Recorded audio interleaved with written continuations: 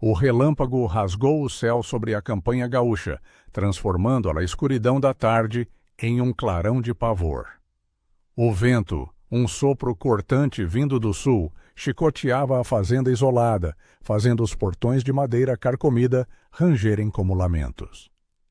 Bento Tavares, o solitário fazendeiro da Estância da Poeira, estava na varanda de pau a pique, observando a fúria da tempestade que se aproximava. A poeira fina que cobria o chão batido misturava-se agora com as primeiras gotas grossas, criando um barro escuro e escorregadio. Era o prenúncio de uma noite em que nem mesmo a prece mais fervorosa faria milagres. Ele já ia fechar os pesados batentes quando viu. Não era um animal desgarrado, nenhum dos seus poucos peões que se atrasara. Era uma carroça tombada a 50 passos dos limites da propriedade, e cambaleando na lama que já subia pelo tornozelo, vinha uma mulher e 2 crianças. A visão o atingiu com uma força que rivalizava com a da ventania. Mulheres e crianças não vagavam pelo sertão naquelas condições. Era um risco de vida, era um segredo em trapos. Bento desceu os poucos degraus sem pensar. O cheiro de terra molhada e a acidez do ar frio da geada prometida eram a única evidência do mundo real. O resto parecia um sonho úmido e febril. — Por Deus, entre! Gritou ele, tendo que forçar a voz contra o úmido urro do temporal. A mulher parou na entrada do pátio, com a força do vento segurando seu lenço de chita desbotada contra a face. Ela era alta, magra, com 34 anos que o sofrimento tornara visíveis, mas não apagados.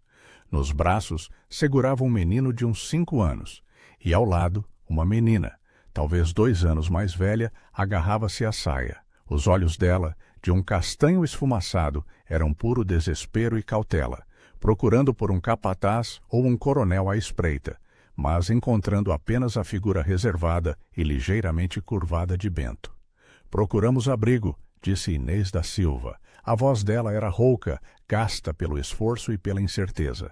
Perdemos a carroça na curva, meu marido. Ela não precisou terminar. Naquela época de pós-guerra e violência social, naqueles anos de 1840 e poucos, a morte era uma companhia frequente. Bento apenas acenou, a palavra marido ressoando como um alarme silencioso. Ele sabia que o passado sempre cobrava o seu preço, especialmente quando se fugia dele. Ele conduziu-os apressadamente para dentro da casa principal, que, apesar de ser a morada do fazendeiro, era mais espartana que luxuosa, com suas paredes grossas de barro e pedras. O chão era de tábuas de madeira escura, fria. O único calor vinha da lareira acesa no centro da sala principal. Bento estava acostumado à solidão e ao silêncio. A presença súbita de 3 estranhos, exalando o cheiro de mofo da roupa molhada e o medo, era um choque sensorial. — Aqui, ele disse, apontando para um canto mais seco perto da lareira. As crianças devem se aquecer. Enquanto Inês tirava o casaco encharcado das crianças, Bento acendeu uma lamparina a querosene, jogando luz amarelada sobre o ambiente. Foi então que ele notou o crucifixo de prata, escurecido pelo tempo, que pendia no pescoço de Inês. Não era uma peça de camponesa. Era antigo, trabalhado, com detalhes finos que denunciavam uma origem muito mais elevada. Ela tocou-o quase incessantemente, um gesto automático que parecia uma silenciosa promessa a si mesma. — Agradeço a vossa mercê, ela sussurrou, a formalidade desnecessária naquele isolamento. Que Deus lhe pague a justiça de acolher-nos. — Não é justiça, senhora, é decência, respondeu Bento, um traço de melancolia em sua voz grave.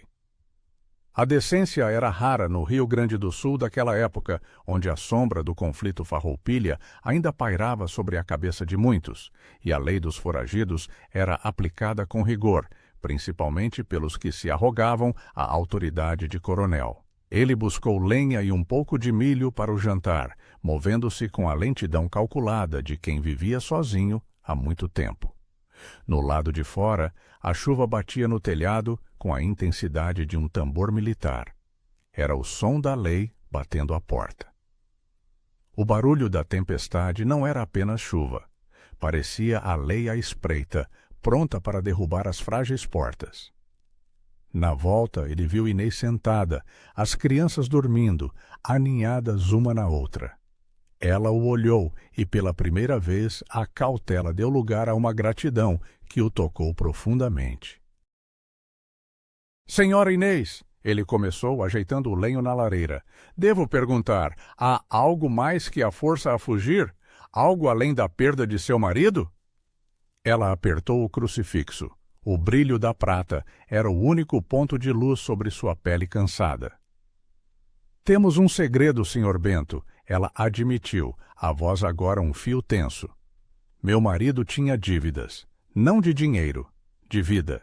E os credores são homens que se colocam acima da lei do imperador. É por isso que não podemos parar. Se a tempestade cessar, teremos de ir. Bento sentiu um frio que nada tinha a ver com a geada lá fora. Ele havia acolhido uma família em fuga, e isso, de acordo com o brutal código criminal da época, era cumplicidade passível de punição, talvez até de forca, dependendo da interpretação do magistrado local. Ele se afastou, pegou um pedaço de graveto e, na terra úmida perto da soleira, começou a desenhar distraidamente com o dedo, um nó, um entrelaçamento complexo, um símbolo que ele não desenhava há anos. Era uma antiga promessa de irmandade, ligada a tempos de luta e vingança. Ele estava desenhando um nó na terra, e ela não sabia que aquele símbolo o ligava a um passado tão perigoso quanto o dela. Aqui não há credores, senhora, ele disse, olhando para o nó que o seu dedo acabara de traçar. Mas há um caminho mais longo do que a justiça, e ele nem sempre leva à redenção. Inês percebeu a mudança em seu tom, a tensão repentina em seus ombros largos. Ela percebeu que ele também carregava um fardo, uma sombra antiga que a solidão daquela fazenda tentava, em vão, esconder. O homem que a acolhera era um segredo esperando para ser revelado, assim como ela. Ficarei em desespero se trouxer a morte para sua casa, Sr. Bento. O que for para ser, será, ele respondeu, levantando-se. A lamparina tremulava e as sombras alongadas na parede de pau a pique dançavam como figuras de um pesadelo. Ele não se importava com o risco pessoal. Desde que se isolara na estância da poeira, a vida dele tinha sido uma sucessão de dias secos e vazios. Ele buscava uma família, mesmo que fosse uma que trouxesse consigo o cheiro amargo da proscrição e a ameaça de vingança por parte de credores. A chuva continuava a cair com a mesma obstinação da lei. A cada gota, a pressão aumentava, e ele sabia que a simples presença dela ali, protegida pela precariedade das paredes da fazenda, já era uma afronta ao poder da época. O segredo estava agora selado entre a viúva e o fazendeiro, e a escuridão da noite parecia esperar pelo amanhecer para trazê-los à luz da justiça imperial. Bento apontou para um pequeno quarto nos fundos, onde ficavam os arreios. Podem passar a noite ali. É seco. Amanhã decidiremos o que fazer. Inês assentiu, levantou-se e, antes de se virar, seu olhar encontrou o dele. Foi um contato breve, mas carregado, uma rápida faísca que não pertencia à gratidão ou ao medo, mas a algo mais perigoso e proibido que a tempestade lá fora. Ele observou o movimento sutil de sua mão tateando o crucifixo enquanto ela se afastava. Por um instante, ele desejou que o sol nunca mais nascesse, permitindo que o segredo e a atração incipiente ficassem eternamente envoltos na escuridão protetora daquela noite. Mas o tempo não para, e o segredo dela era o seu. O amanhecer trouxe não paz, mas uma clareza fria e traiçoeira, prometendo geada. Bento despertou antes mesmo dos primeiros raios de sol tocarem a campanha gaúcha. O vento havia amainado, mas a estância da poeira estava envolta em um silêncio pesado e o cheiro acre de terra molhada e carvão extinto. Ele se levantou de sua cama espartana, o frio penetrando as tábuas do chão. Ao passar pela sala principal, viu Inês aninhada no rancho improvisado que ele havia cedido, seu perfil iluminado pela luz fraca que vazava da janela. Ela não dormia. Estava sentada, os dedos enrolados no crucifixo de prata, movendo os lábios em uma silenciosa promessa ou reza. Ele percebeu que ela não confiava no sono. O úmido ar da manhã carregava a promessa de sol, mas também a ameaça de vigilância. Naquela época de pós-imperial descalabro, os foragidos eram caçados com mais fervor do que o gado desgarrado. Um proprietário que acolhesse um fugitivo se tornava cúmplice, e a reputação de solidão de Bento era a única proteção que tinham. Ele precisava garantir que ninguém soubesse da presença deles. Ele saiu para o pátio. O barro já começava a secar superficialmente, mas as marcas profundas dos pneus da carroça de Inês eram claras, um rastro que parecia gritar na poeira que voltaria a assentar. Ele pegou uma pá e começou a trabalhar metodicamente para desfazer o rasto, misturando a lama fresca com a terra mais seca do jardim. Ele estava apagando um rastro, mas sentia que estava apenas cavando um buraco mais profundo para si. O barulho da pá rasgando o solo atraiu Inês. Ela saiu, enrolada em um xale grosso que Bento lhe havia emprestado, exalando o cheiro de mofo da roupa que ainda não secara totalmente. "Permita-me ajudar, Sr. Bento", disse ela. Ele hesitou. Aproxime-se, ajudar, envolvimento. Cada ato simples era uma teia mais apertada. "Não é trabalho para a senhora. E as crianças precisam de olhos. Elas dormem benditas. E aqui sou só Inês. Agradeço a vossa generosidade, mas não posso apenas rezar por um milagre." Ela pegou um ramo seco e começou a varrer o rancho, espalhando a terra para cobrir as marcas mais claras. O movimento era cansado, mas firme, de alguém acostumado a lutar pela sobrevivência. Eles trabalharam em silêncio por 10 minutos, que pareceram horas, a única quebra no som sendo o rangido ocasional dos portões de madeira da fazenda ao vento suave. De repente, um grito agudo irrompeu do sertão distante. Não era um grito humano, mas o berro inconfundível de um cavalo em apuros, talvez preso na lama de um riacho transbordado. O som era perturbador, um lembrete da selvageria implacável daquela região. Bento parou instantaneamente, o coração batendo pesado contra as costelas. Ele levantou a cabeça, os olhos fixos na linha da colina, de onde o ruído havia vindo. Ele soltou a pá e correu para pegar seu rifle, guardado sob a varanda. "Volte para dentro, Inês, agora", ordenou ele, sua voz baixa e urgente. O grito distante do cavalo parecia um aviso de que os caçadores estavam perdidos, mas perto demais. Inês não hesitou. Ela sentiu o frio metálico do medo, que não vinha do vento da manhã, mas da ameaça invisível que o grito trazia. Ela correu de volta, fechando a porta de pau a pique, com um baque abafado, os olhos vidrados na fresta, esperando que o segredo deles não tivesse sido exposto por um animal infeliz. O silêncio que se seguiu ao berro foi pior do que o próprio som. Bento esperou, rifle na mão, a postura tensa de quem esperava um ataque. Mas nada veio. Apenas o som distante dos pássaros e o ranger dos galhos de um velho engazeiro. O grito, talvez, fosse apenas um tropeiro infeliz que se desgarrou da estrada real com o tempo ruim. Ele relaxou lentamente, mas o susto havia deixado um gosto amargo e ferroso na boca.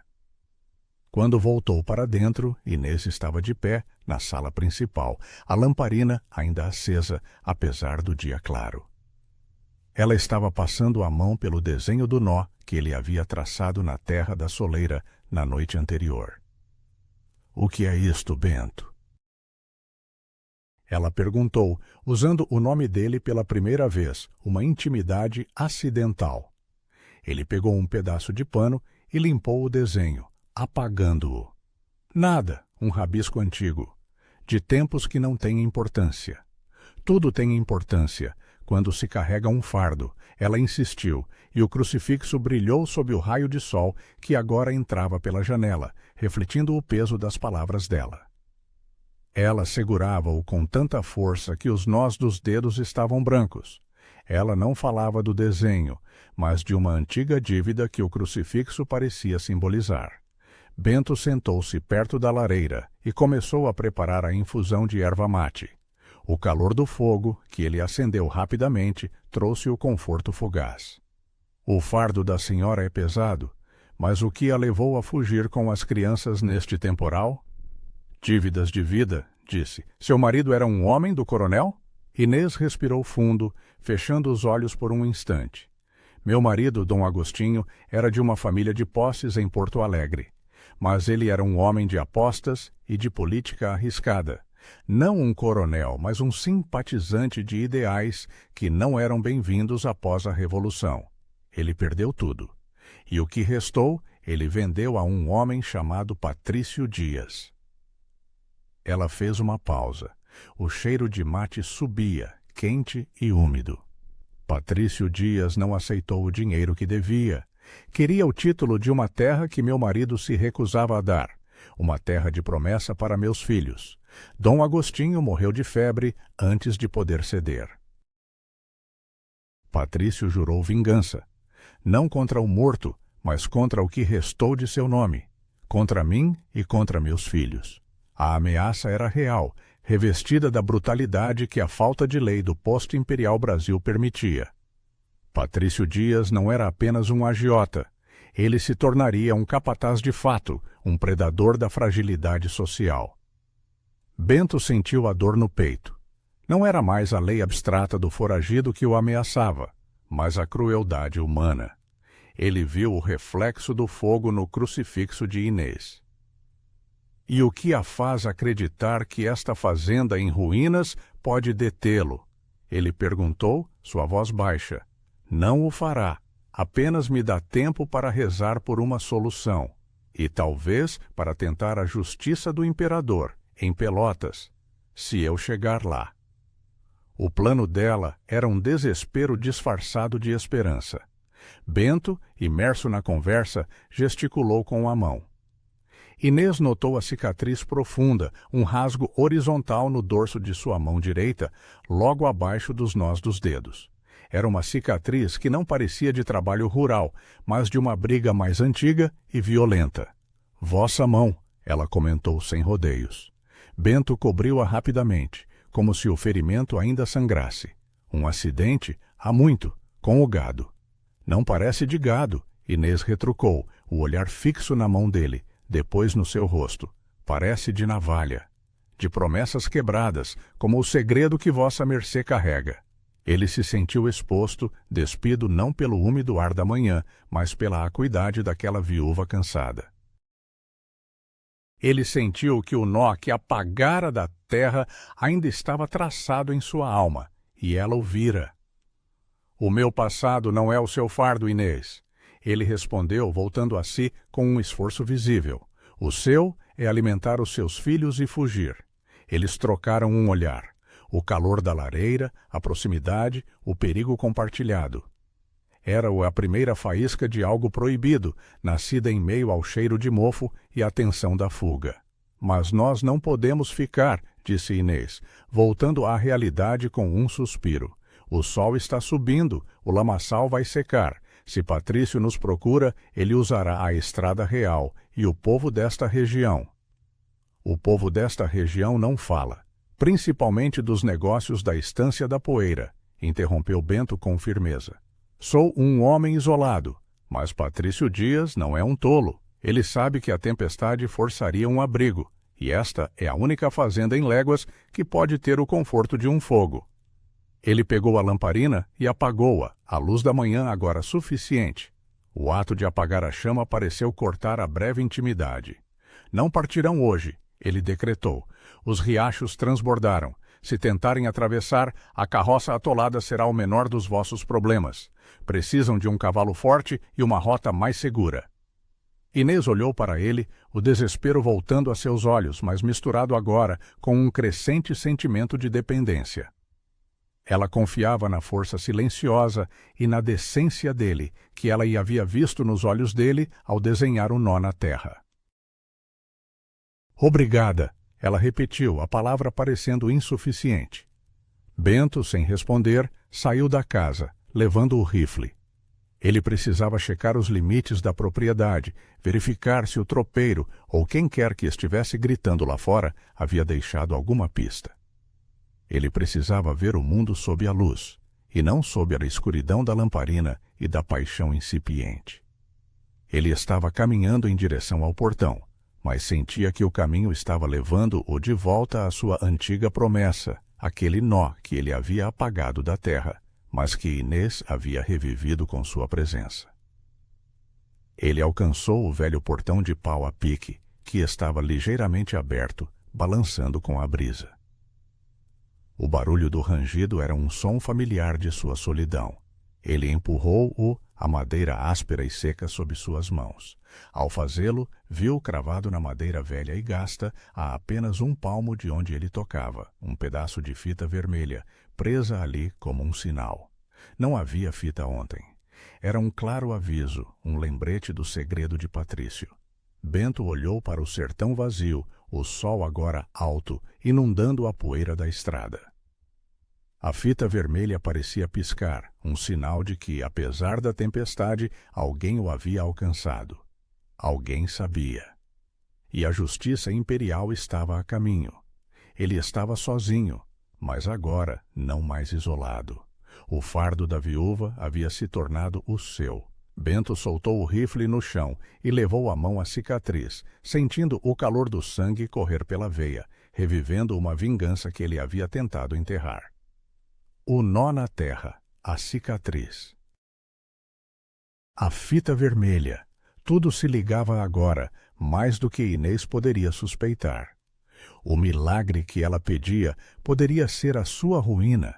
Ele não era apenas um hospedeiro, mas uma peça-chave no jogo de Patrício Dias, e a viúva, com seu crucifixo de prata, era o catalisador que ativara uma antiga e mortal promessa. Ele arrancou a fita vermelha com um movimento brusco e o ar seco pareceu estremecer com a gravidade da descoberta. A faísca que acendeu na lareira era agora um fogo que ameaçava queimar a estância da poeira até as cinzas, e Inês, sem saber, acabara de despertar o homem que Bento Tavares havia jurado nunca mais ser. A fita vermelha parecia queimar na palma da mão de Bento, um fragmento de tecido fino, mas com o peso de uma sentença.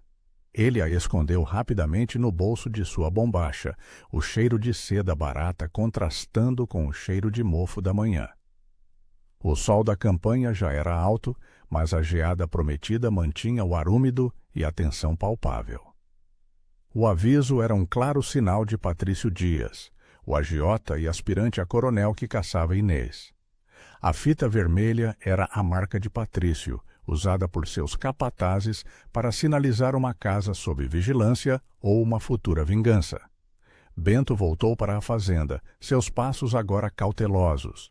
Ele precisava garantir a segurança de Inês e seus filhos, e o preço disso era desenterrar seu próprio passado, aquele que a cicatriz em sua mão e o nó na terra simbolizavam. Inês estava na cozinha, improvisando um café da manhã, com a pouca farinha que lhe restava e o milho que Bento havia fornecido. Seus movimentos eram econômicos, mas o som do pilão quebrava o silêncio da casa, um ritmo que soava perigoso em meio à vigilância. "Precisamos de silêncio, Inês", ele disse, sua voz um murmúrio áspero. Ela parou, o pilão suspenso no ar. O desespero em seus olhos castanhos era evidente. "Os meninos precisam comer, Bento, e não podemos ficar sem fazer nada. O que vossa mercê pensa?" "Penso que Patrício Dias nos encontrou", ele respondeu sem rodeios. Ele tirou a fita vermelha do bolso e a jogou sobre a mesa de madeira seca. Inês recuou um passo, as mãos se agarrando instintivamente ao crucifixo de prata, que ela usava constantemente. "A fita vermelha é dele, ele usa para marcar a próxima vítima ou a próxima terra a ser tomada. Como ele. A tempestade obrigou vossa carroça a sair da estrada real, perto de meus limites.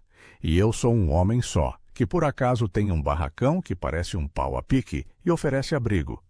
Éramos uma aposta fácil para ele checar. O nó na garganta dela era visível. Ela olhou para o objeto, que parecia quase vivo. Ele sabe que estou aqui. O que faremos? Não rezaremos por um milagre. Agiremos, disse Bento, sentindo a familiar adrenalina de um confronto que ele havia evitado por anos.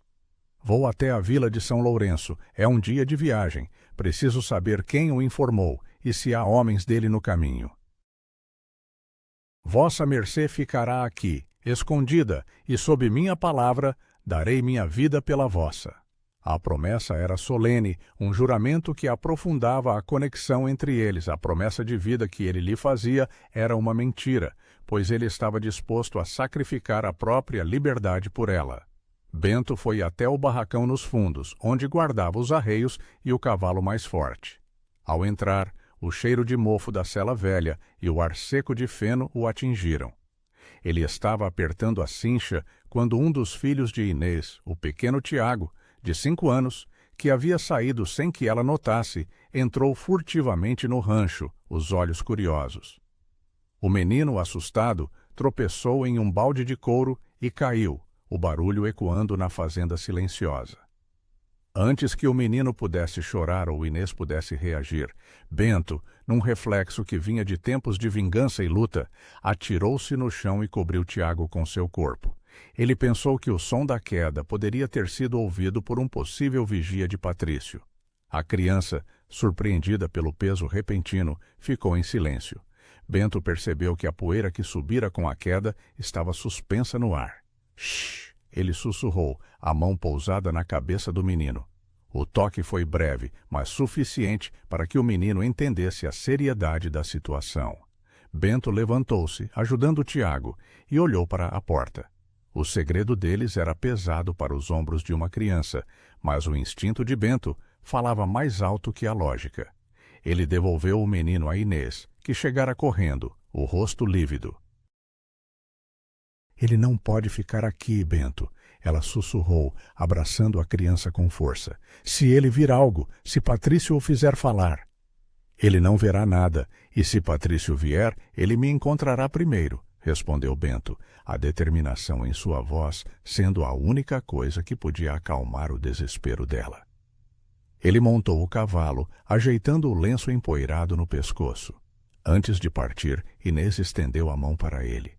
Ela não o tocou, mas seus olhos transmitiam uma súplica que era mais poderosa que qualquer palavra. Bento, ela disse, a voz embargada, por que vossa mercê faz isto? Eu sou uma estranha, e vossa mercê tem o direito de ter a sua própria vida. Ele pensou na cicatriz em sua mão, no nó que apagara da terra. Ele pensou em sua solidão autoimposta, sua penitência por erros passados. Eu fiz uma promessa a um homem há muito tempo, Inês, uma promessa de que nunca mais permitiria que a justiça fosse negada pela força e pela ganância. Patrício Dias personifica tudo o que jurei combater. Vossa mercê e vossos filhos sois a minha chance de redenção. Ele não esperou a resposta dela. Ele se virou e cavalgou em direção aos portões da fazenda. O rangido da madeira seca era o som do seu isolamento terminando. Enquanto cavalgava pela estrada real esburacada, Bento refletiu sobre o crucifixo de Inês. Ela o tocava como se fosse um talismã, mas ele sabia que era mais do que isso. O crucifixo de prata, finamente trabalhado, contrastava com sua chita desbotada e era muito parecido com um que ele havia visto anos atrás, na posse de um nobre falido. A nobreza, naquela época de império cambaleante, estava cheia de segredos e dívidas de vida. O sol já queimava a poeira que subia a cada casco de seu cavalo. Bento estava a meio caminho da vila de São Lourenço, quando viu um grupo de cavalheiros na entrada de um pequeno pau a pique à beira da estrada. Eles vestiam roupas de cidade, com botas de couro polido, muito diferentes dos vaqueiros locais. O cheiro de mofo e do úmido ar da manhã se misturava ao cheiro forte de fumo de corda e álcool. Eram homens de Patrício. Bento apertou o passo, fingindo pressa, mas atento a cada detalhe. "Bom dia, amigo!" gritou um deles. Um homem corpulento com um chapéu de feltro e ares de capataz. "Vistes alguma carroça por aqui? Uma viúva e 2 filhos?"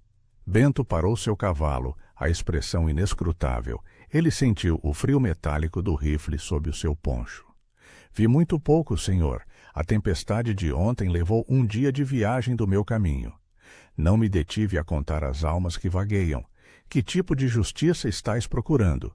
O capataz sorriu, um sorriso feio, sem alegria. Não se trata de justiça, amigo. É sobre um segredo e uma dívida que a viúva de Agostinho pensa que pode ignorar. Se a encontrardes, dizeis a Patrício Dias, e tereis vossa recompensa. Uma boa recompensa. O capataz estendeu um pedaço de moeda de ouro, um peso substancial, a tentação pura. Bento olhou para a moeda. Ele sabia que o milagre de Inês dependia do seu alto sacrifício. Bento não tocou na moeda. Ele olhou para o capataz, para os olhos dele, e viu o mesmo brilho de Patrício, a ganância que era a verdadeira lei daquela época. Eu não sou um delator, procuro o meu próprio caminho. Que Deus vos proteja na vossa busca, disse Bento, e chicoteou o cavalo. O capataz gritou algo em vingança enquanto Bento se afastava, mas a poeira cobriu o insulto. Bento sentiu o peso da fita vermelha em seu bolso.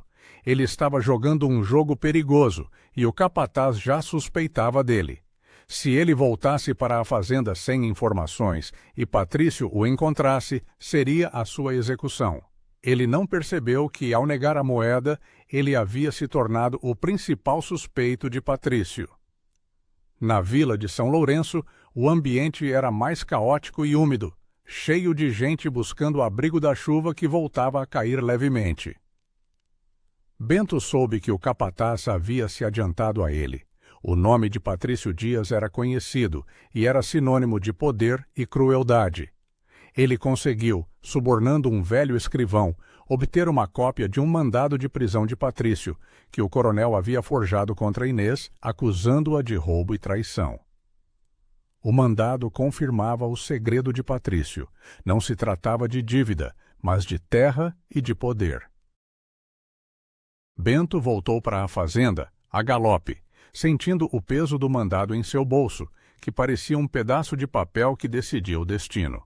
Ao chegar, Inês estava à porta, a lamparina já acesa na escuridão incipiente da tarde, aguardando-o com o desespero de quem esperava uma sentença.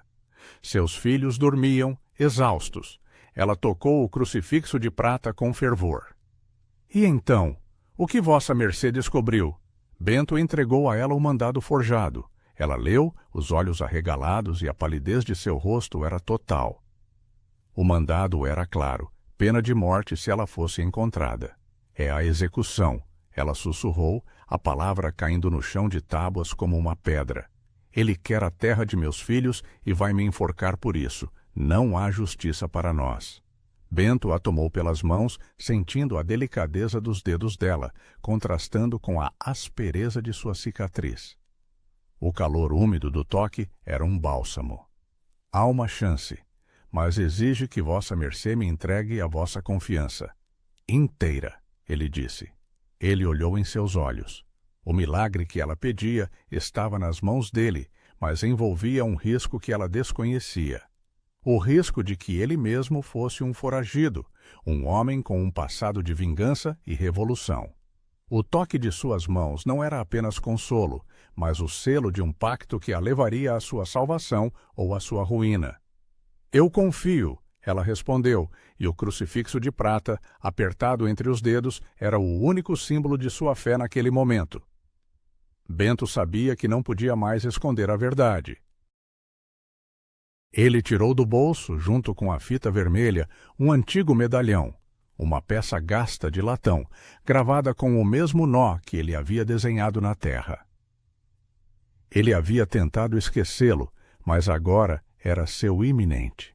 Há 20 anos, eu também era um fugitivo. Meu crime? Matar o coronel que matou meu pai e minha mãe. A cicatriz na minha mão é o preço. Este medalhão é o símbolo. Eu sou um foragido, Inês, e Patrício Dias é o filho daquele coronel. Ele não quer apenas a terra de vossa mercê. Ele quer a minha cabeça, e a sua, por me acobertar. O segredo estava revelado. A faísca romântica se transformava em uma pira. Inês olhou do medalhão de latão para o crucifixo de prata, percebendo que sua única esperança era um homem que, tal como ela, estava marcado para a execução. O nó de vingança e o nó de redenção estavam agora entrelaçados. A revelação de Bento caiu na sala principal como uma bomba silenciosa, envolta na fumaça úmida do fogo baixo da lareira. Inês soltou um suspiro abafado, os olhos fixos no medalhão de latão, gravado com o nó de uma promessa que agora parecia uma condenação mútua. O cheiro de mofo da roupa que secava no canto misturava-se ao odor acre do medo. Ela era a viúva de um homem endividado, mas ele era um assassino de coronel, um crime que o pós-imperial Brasil punia com a forca. Seu desespero duplicou. Patrício Dias é filho do homem que vossa mercê matou? Inês sussurrou. A pergunta era mais uma constatação do que uma dúvida. Bento assentiu, a mão ainda sobre a cicatriz. Eu era um rapaz. O pai dele, o coronel Astolfo Dias, destruiu minha família por terra e água. Eu o matei com uma navalha, por vingança, no calor de um duelo injusto. Fugir para este sertão foi minha penitência. Patrício busca a execução de todos que se opõem à sua ganância, e eu sou um lembrete vivo de sua origem. Ele pegou o medalhão e colocou-o em suas mãos. Inês sentiu o metal frio, a textura gasta sob seus dedos, e comparou-o mentalmente com o crucifixo de prata, seu próprio símbolo de promessa e fé. O medalhão era o espelho sujo de sua fé. Ambos eram fardos de esperança.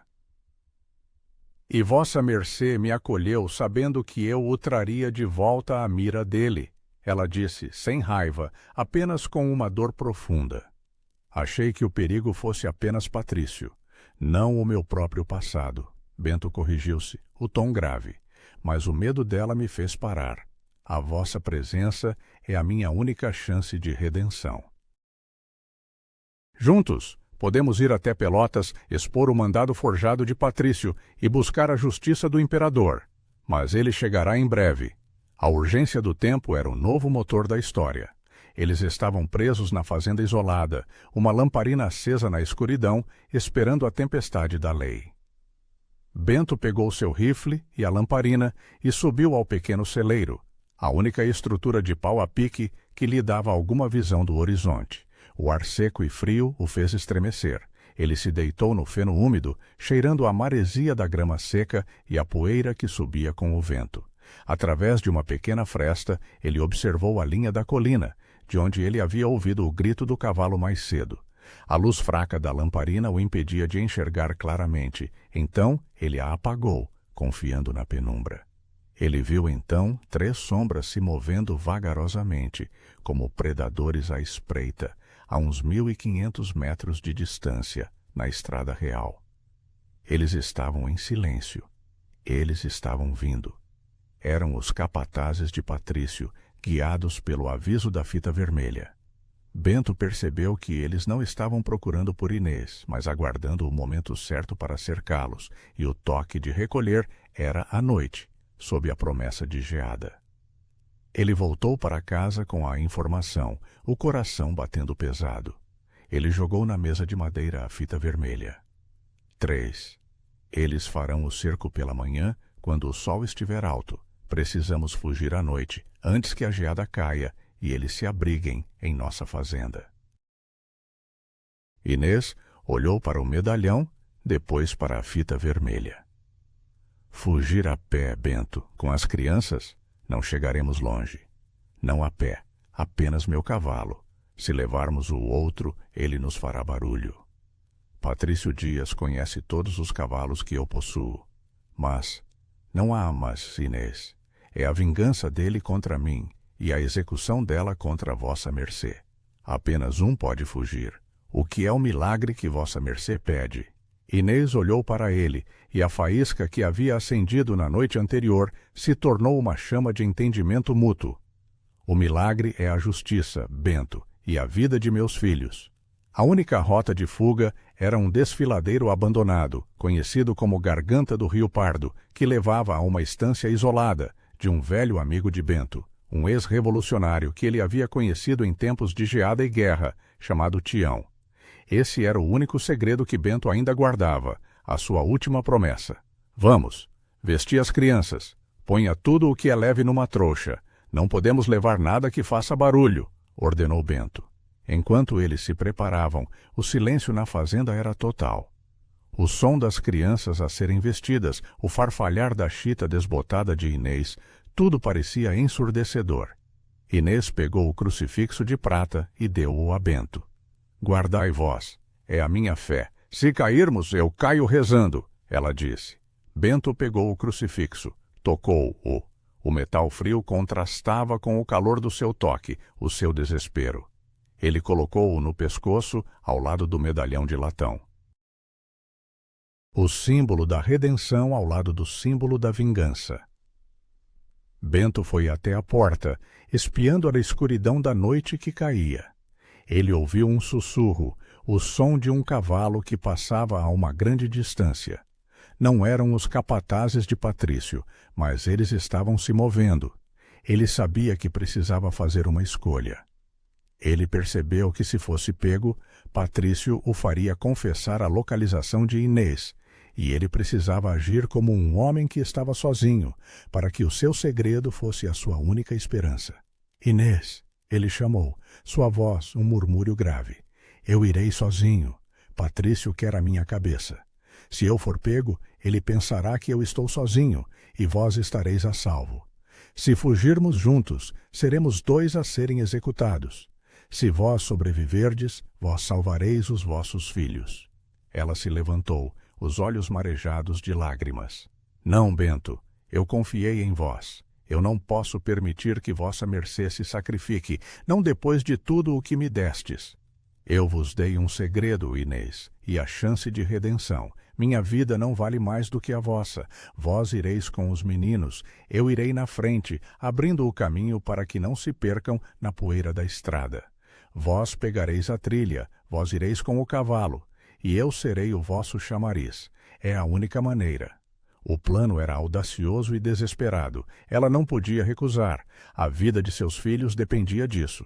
Ela pegou a trouxa com o chita desbotada e os poucos pertences que tinha e saiu da fazenda. Bento olhou para o medalhão e para o crucifixo em seu peito, os 2 objetos agora um peso em sua alma. Ele a viu partir na escuridão, a figura da viúva e de seus filhos se tornando uma sombra, engolida pela geada da noite. Ele esperou mais meia hora. O silêncio era total. Os capatazes de Patrício estavam se fechando. Ele sabia que o tempo havia acabado. Ele pegou seu rifle e caminhou em direção ao portão, o coração em paz. Ele era um fugitivo de volta à sua penitência, mas agora tinha uma razão, um propósito que o seu segredo havia lhe negado por anos.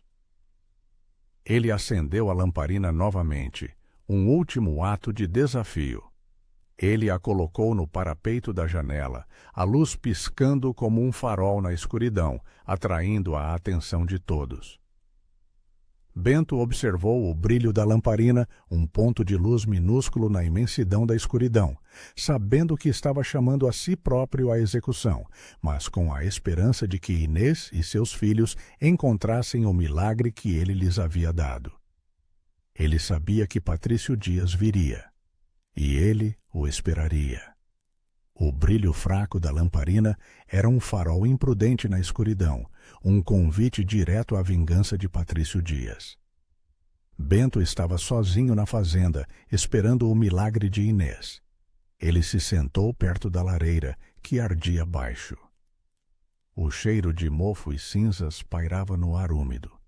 Ele pegou o crucifixo de prata, o toque frio do metal, e o apertou. O contraste com o medalhão de latão em seu pescoço era gritante. A fé pura de Inês e o fardo de redenção dele. Ele pensou nos filhos dela, agora a salvo, talvez a 100 passos, na trilha que levava à garganta do Rio Pardo. Ele havia lhes dado o cavalo mais forte e a rota mais secreta.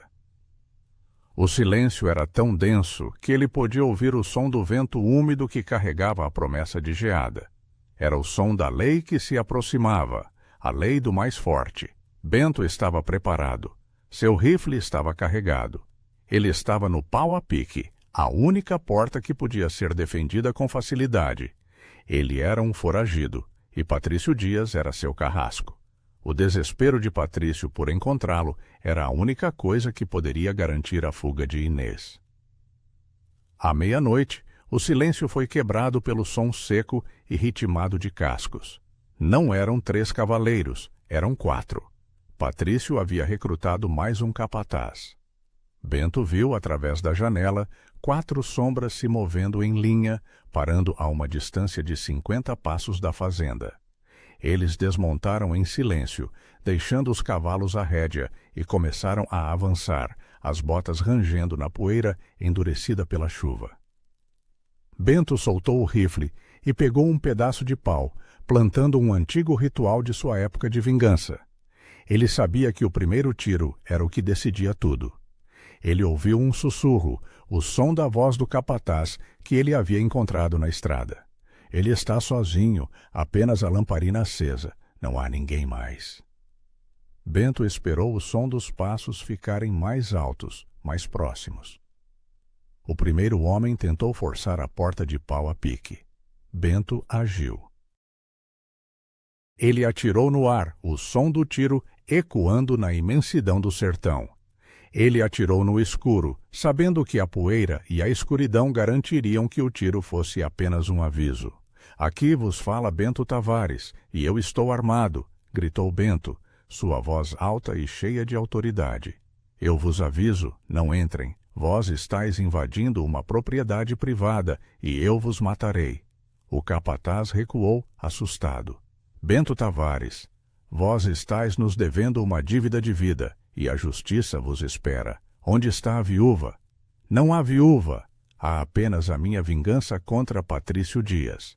Se Patrício quer o medalhão que ele me roubou, que ele venha sozinho. Vós sois apenas cães a serviço de um covarde. O capataz gritou mais palavras de vingança, mas os homens não avançaram. O primeiro tiro de Bento os havia assustado. Eles esperaram, escondidos na escuridão. Bento sabia que eles estavam esperando o amanhecer para que a luz do sol os ajudasse a encontrá-lo. Ele precisava de mais tempo. Ele precisava garantir a fuga de Inês. Bento voltou para a lareira. Ele pegou o medalhão de latão, o símbolo do seu passado, e o jogou no fogo. O metal começou a brilhar, o nó gravado se tornando mais visível, a promessa de vingança se queimando em redenção. Ele viu o brilho da lamparina na janela.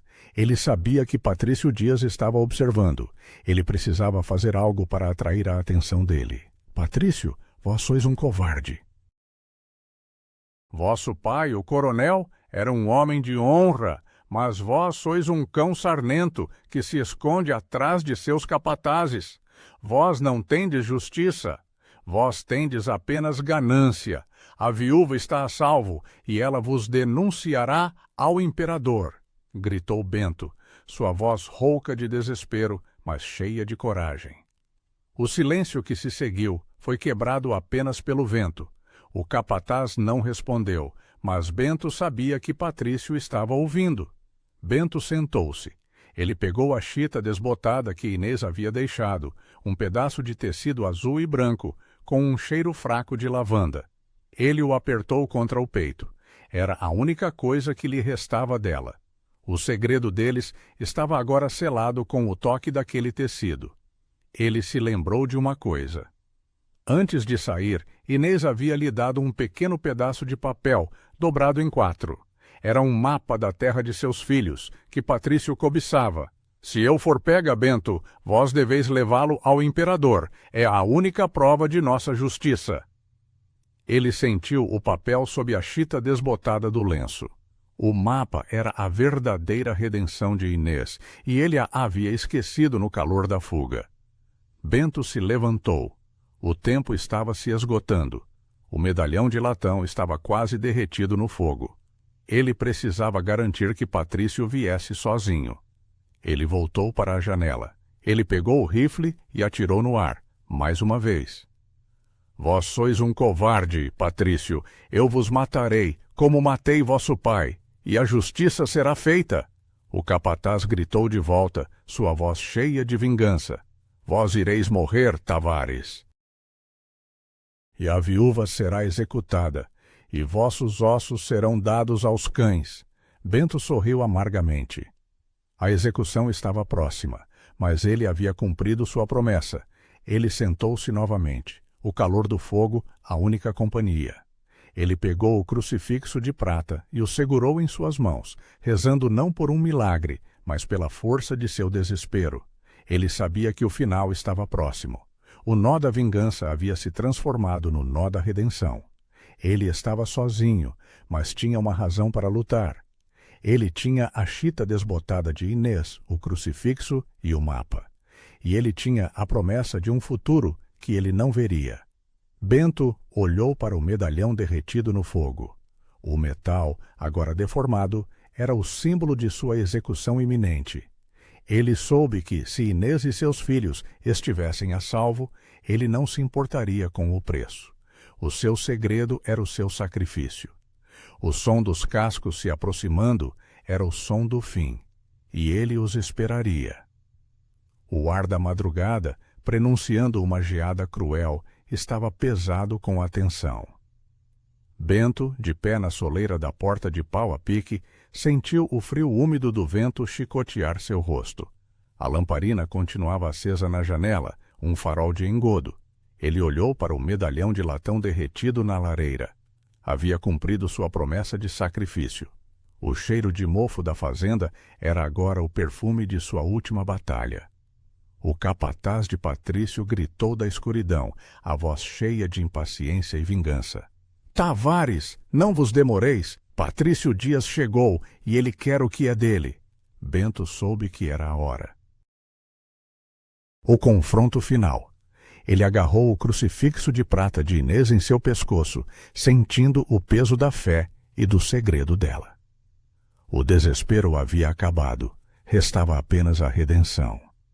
Patrício Dias, vestido com a arrogância de um coronel improvisado, surgiu da escuridão, montado em um cavalo negro. Ele estava sozinho, como Bento havia provocado. Os 4 capatazes ficaram escondidos, a 200 passos, esperando o sinal de seu mestre. Patrício desmontou, os olhos faiscando de ódio. Ele olhou para a fazenda, para a lamparina acesa, para a figura solitária de Bento. A poeira fina do pátio subia com o movimento, transformando-se em uma névoa que pairava no ar úmido. Bento Tavares, vós me deveis uma dívida de vida e a justiça de meu pai, disse Patrício, sua voz alta e cheia de autoridade. Vós não sois a justiça, Patrício, sois a ganância, respondeu Bento, sua voz calma e firme. Ele levantou a mão, mostrando a cicatriz, a antiga marca da vingança. Eu vos chamei para que vós viesse sozinho. A viúva está a salvo, e ela tem provas do vosso segredo. Patrício riu, um som seco e estrondoso. A viúva? Pensais que ela vale a vossa vida, Tavares? Vós sois um tolo. Eu vos matarei, e a execução dela será apenas uma questão de tempo. Onde ela está? Eu não vos direi. O milagre que ela pede é a sua liberdade, e eu vos dou a minha vida por ela. Patrício sacou um revólver, a arma reluzindo na luz da lamparina. Então, morreis. Mas vós me dareis a satisfação de ver a viúva de Agostinho pagar pelo que ela me roubou. Vós me roubastes o respeito. Ela roubou a terra. Ela não roubou nada. Vós forjastes o mandado, disse Bento, retirando do bolso o mapa que Inês lhe havia dado, a prova de sua inocência. Ele não hesitou. Ele sabia que o papel era a única chance de redenção para Inês. Bento lançou o mapa no chão, perto dos pés de Patrício. O coronel improvisado olhou para o papel confuso. O que é isso? Um mapa? É a prova de que vós sois um trapaceiro. Vós quereis a terra dela. Vós, vosso pai, não a teriam. Patrício olhou para o mapa, depois para Bento, confuso. Ele se abaixou, pegou o papel e o leu rapidamente. Seu rosto se contorceu em fúria. Ele havia caído na armadilha de Bento. Vós me enganastes, vós sois um traidor. Eu sou um foragido que vos deu a chance de redenção. Vós a rejeitastes, vós sois o coronel que vosso pai foi. Um homem de vingança e ganância. Patrício apontou a arma para a cabeça de Bento. Então, morreis. Bento fechou os olhos. Ele sentiu o frio do crucifixo de prata em seu pescoço. Ele pensou na chita desbotada de Inês, o único toque de conforto que ele havia sentido em anos. Ele estava pronto para a execução. Antes que vós me mateis, Patrício, pensai no vosso pai. Ele vos teria matado por este ato. Ele vos teria repudiado. Disse Bento, a voz calma, o último apelo à justiça que Patrício podia ter. Patrício hesitou. O nome de seu pai parecia ter um efeito nele. Ele baixou a arma por um instante. Bento aproveitou o momento. Ele sacou seu rifle, que estava escondido, e apontou-o para Patrício. Vós sois meu prisioneiro, Patrício. Vós ireis para Pelotas, e vós confessareis o vosso segredo ao imperador. É a vossa redenção. Patrício gritou. Sua raiva e desespero eram visíveis. Ele tentou atirar, mas Bento foi mais rápido. Ele atirou no ar, o som do tiro ecoando no sertão. Patrício caiu, assustado, o revólver escorregando de suas mãos. Bento apontou a arma para Patrício. Agora, Patrício, vós sois meu refém. Vós me levareis até Pelotas, e vós me ajudareis a provar a justiça da viúva. Os capatazes, ouvindo o tiro, correram em direção à fazenda. Patrício gritou para eles. Parai, não atireis, eu sou o refém. Os capatazes pararam confusos. Eles viram Patrício no chão, sob a mira do rifle de Bento. O milagre havia acontecido. Bento colocou uma corda nos pulsos de Patrício, amarrando-o ao cavalo. Ele pegou o revólver de Patrício e colocou-o em seu cinto. Ele olhou para a lamparina acesa na janela. O brilho da luz era agora a luz da justiça. Ele montou o cavalo, puxando o refém atrás de si. Ele olhou para o sertão escuro, pensando em Inês e em seus filhos. Ele sabia que eles estavam seguros e que ele havia cumprido sua promessa. Ele olhou para a chita desbotada de Inês, que havia lhe dado, e o crucifixo de prata em seu pescoço.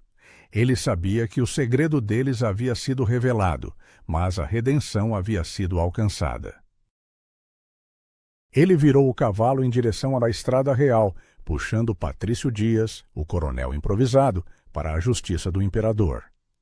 O som dos cascos ecoava na poeira da estrada, um som de vitória e sacrifício. Ele estava indo para a justiça, mas sabia que sua própria execução estava pendurada sobre sua cabeça e o nó da vingança ainda estava em sua garganta. Bento cavalgou pela geada da madrugada, o vento úmido chicoteando seu rosto. Ele olhou para trás, para a fazenda isolada, para a lamparina que se apagava. Ele sabia que Patrício Dias tentaria se vingar, e ele o esperaria. O fardo da viúva havia se tornado a sua coroa de espinhos.